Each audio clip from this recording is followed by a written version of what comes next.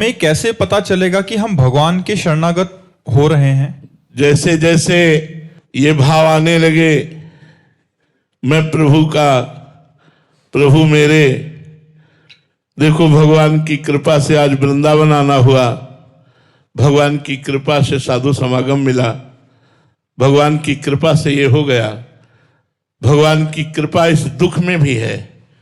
ये जो विपत्ति आई है, ये भगवान का कोई मंगल विधान लेकर आई है। अच्छा, भगवान इस रूप में पधारे, ये अगर भावना आ गई तो शरणागति पूर्ण हो गई। सब में भगवान का दर्शन, दुख और सुख में भगवान की दया और कृपा का अनुभव, भगवान के सिवा अन्य कोई वृत्ति ही ना आना, ये शरणागति की पूर्णता है। अब ये जितनी बढ़ती जाए, वचन से भगवान की नाम गुण लीला, इसका गायन, हितकर मधुर सत्य वचन, शरीर से धर्मयुक्त क्रियाएं, वो भी कृष्णार्पणमस्तु, मन से भगवान का मनन चिंतन, भगवान की सेवा का संकल्प बनना, तो हमारी शरणागति पुष्ट होती जा रही है। यदि हम धर्म विरुद्ध आचरण करते हैं, मनमानी आचरण करते हैं, जैसा मन आता है वैसा करते हैं और खूब प्रपंच का चिंतन करते हैं, कहलाते भगवान के शरणागति, तो इसी को दंभ कहते हैं, इसी को पाखंड कहते हैं। बिन विवेक वैराग्य भक्ति बिनु सत्य नए को मानो, भगवत विमुख कपट चतुराई सो पाखंड जानो। जहां विवेक नहीं, वैराग्य नहीं, भक्ति नहीं, वो पाखंड ही होता है।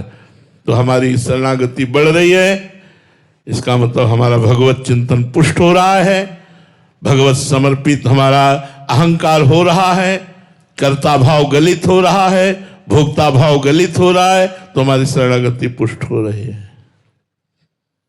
गौरव जी दिल्ली से। महाराज जी, मेरी बुद्धि बहुत चलती है, इसको कैसे रोकूं महाराज जी?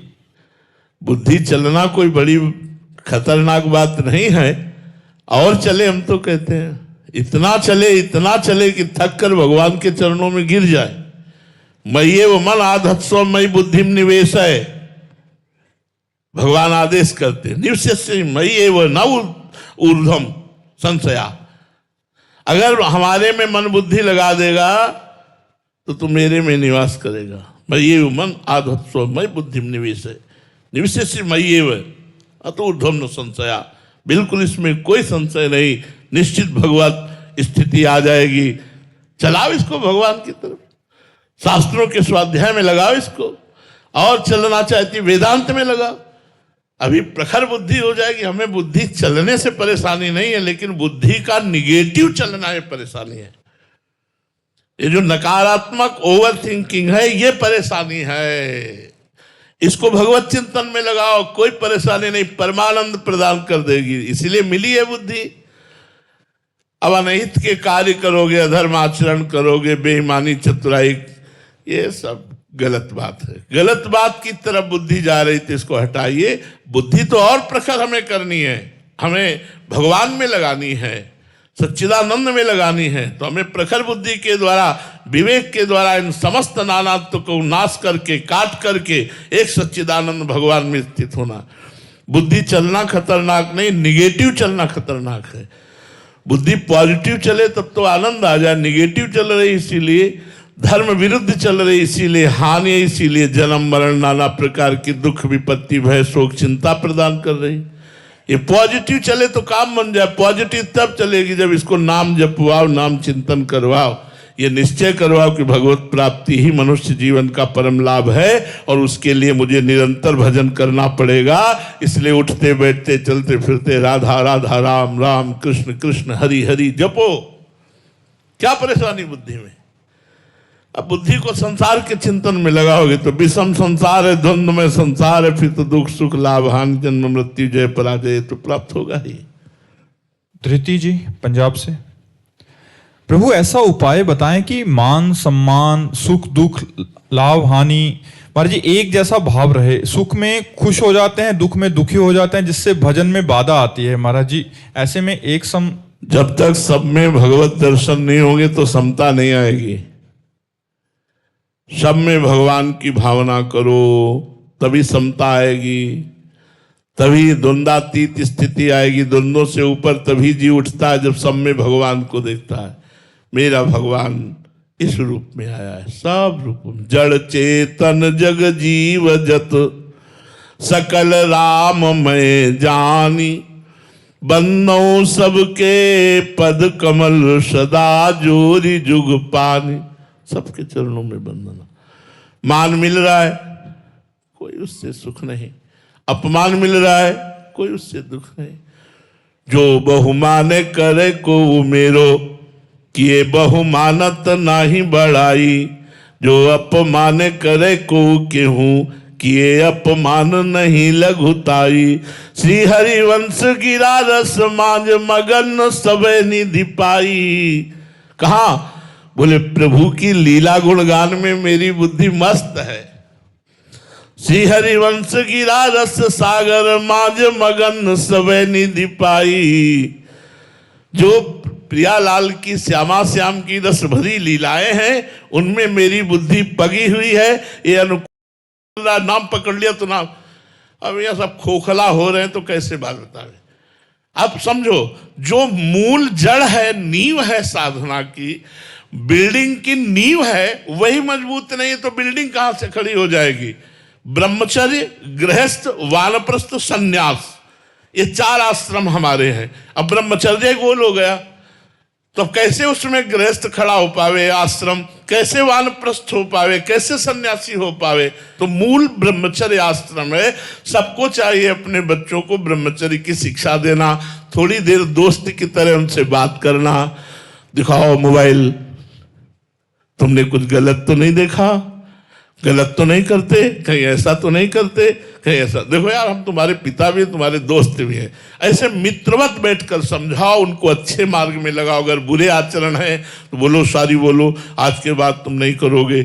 ऐसे समझाओ, प्यार दुलार से उनको अच्छे मार्ग में चलाओ। अगर बच्चा 20 वर्ष तक ब्रह्मचर्य रहे, फिर वो गृहस्थ में जाए, खूब, उसका कुछ नहीं बिगड़ने वाला। किसान आदमी जानते होंगे हम जो बात कहना चाहते हैं। गेहूं जब गलेथ में होता है और उसको काट लिया जाए तो ना पर्याप्त भूस होगा, ना एक दाना होगा। और मात्र केवल 20 दिन और रुक जाओ और उसकी बाली आ जाए और थोड़ा सा भूरापन आ जाए, फिर देख लो आप, डट के भूसा भी होगा और डट के अन्न भी होगा। ऐसे ही मात्र 20 वर्ष तक तुम ब्रह्मचर्य रोक लो, फिर अच्छे गृहस्थ बनोगे और आगे चलकर अच्छे भजन में भी लग जाओगे, क्योंकि ब्रह्मचर्य स्टॉक हो चुका, परिपक्व हो चुका, पुष्ट हो चुका। अब आजकल ऐसा गुरुकुलों में उपदेश दिया जाता था, अब गुरुकुल कहाँ है, आधुनिक शिक्षा में इसका कोई चर्चा नहीं है। तो इसलिए हमें सबसे माता पिता से, टीचर से, घर के जनों से प्रार्थना है कि अपने बच्चों को नई अवस्था में सही मार्ग देने का प्रयास कीजिए। बिना अध्यात्म के आधुनिक पढ़ाई उनके जीवन की रक्षा नहीं कर सकती।